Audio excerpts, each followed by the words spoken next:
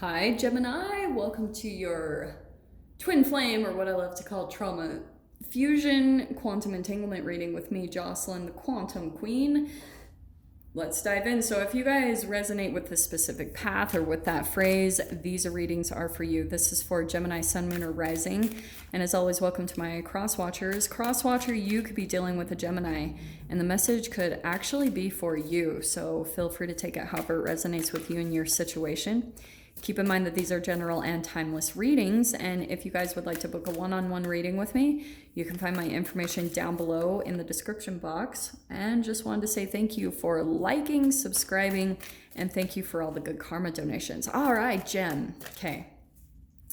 Let's see what comes out for you guys and someone particular you are dealing with. And you guys know I always talk about, like, twin flames can be anyone. It's just someone that you're stuck in a trauma bond energy with. It's like hot and cold, love and hate, back and forth.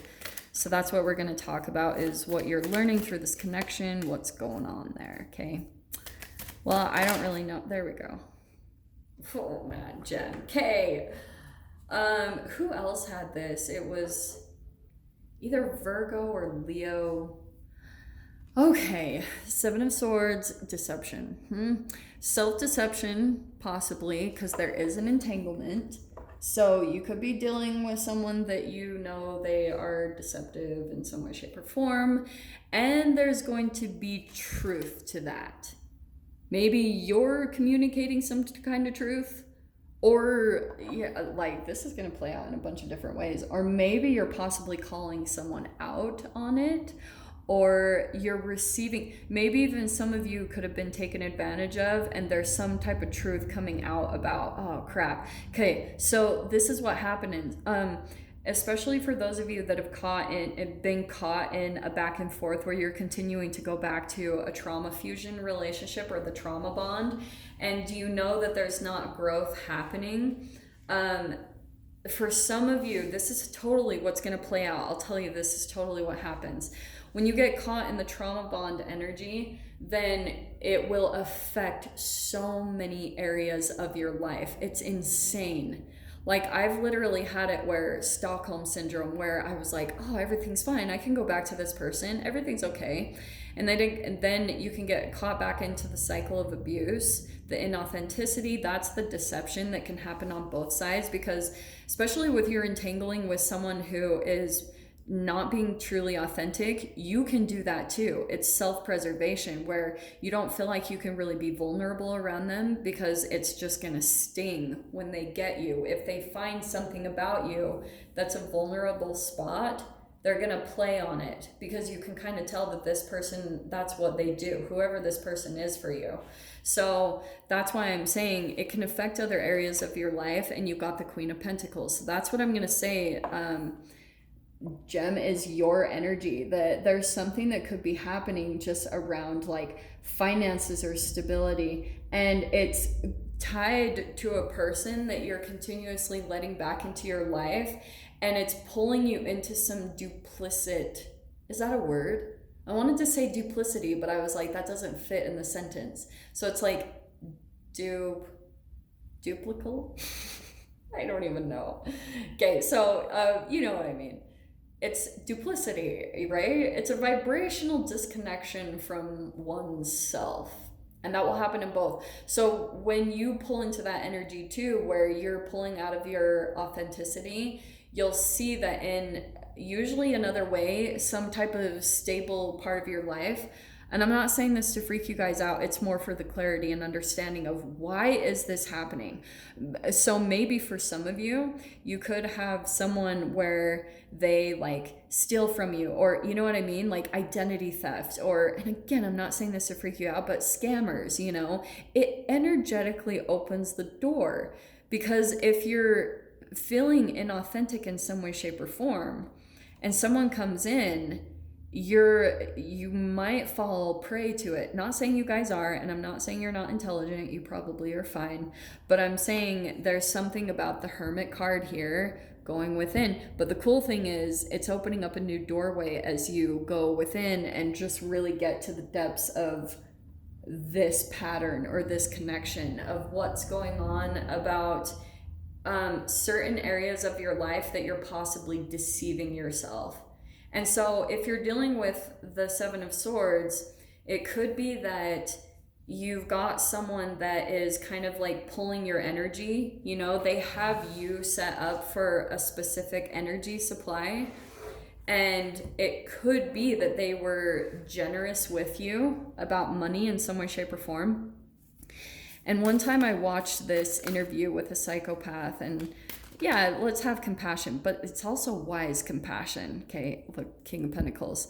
So there could be something here. Yeah. This is it. Okay. Gem. I watched this interview with a psychopath or a sociopath, and they said what they'll do, a part of their manipulation, is they'll be generous. They'll be so generous. Because when you're dealing with someone that has a conscience, then they're going to feel energetically tied to any type of generosity that you provide.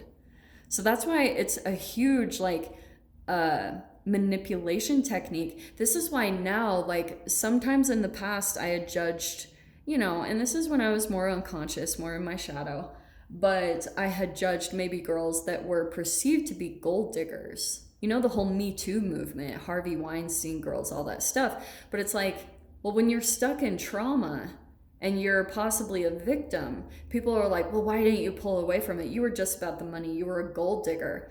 No, it's that a lot of the times manipulators will use money or that type of thing to gain control.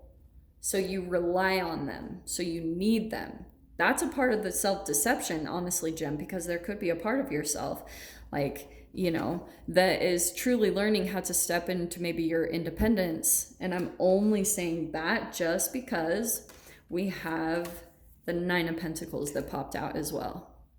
So this is an investor, independent entrepreneurship, a very wise person about finances, very organized. So really fascinating entanglement here going on, because it's showing you a lot of truth about the things that you're really wanting to do, but you're feeling like you don't maybe quite lack the power. And that's a part of this fascinating mind game that could be happening. Page of Swords, King of Wands.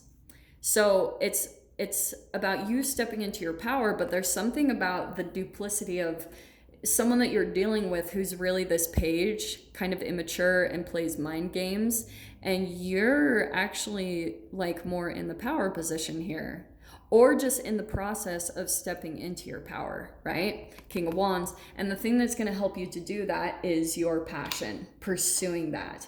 Because the beautiful thing here, Jem, you've got these wishes and dreams that you're really trying to bring into fruition. And the Six of Cups, I feel as though a part of the thing that's a little bit confusing about this connection that you're dealing with is that there is a very deep soulmate bond and connection between the two of you.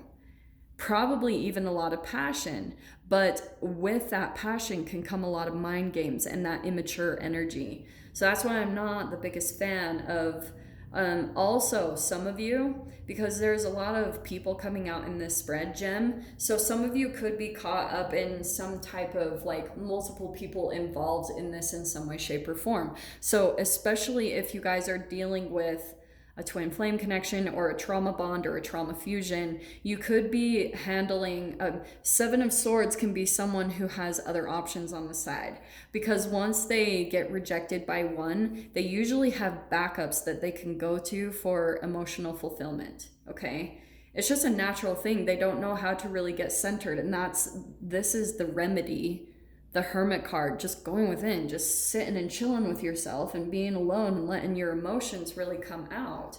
That's where all the growth is going to be taking place, is like your acceptance and your ability to be able to be alone in your energy. I'm not saying you guys aren't. Maybe some of you guys have been in that process for a while, but the Hermit card is also about the productivity of what you're doing while you're in hermit mode.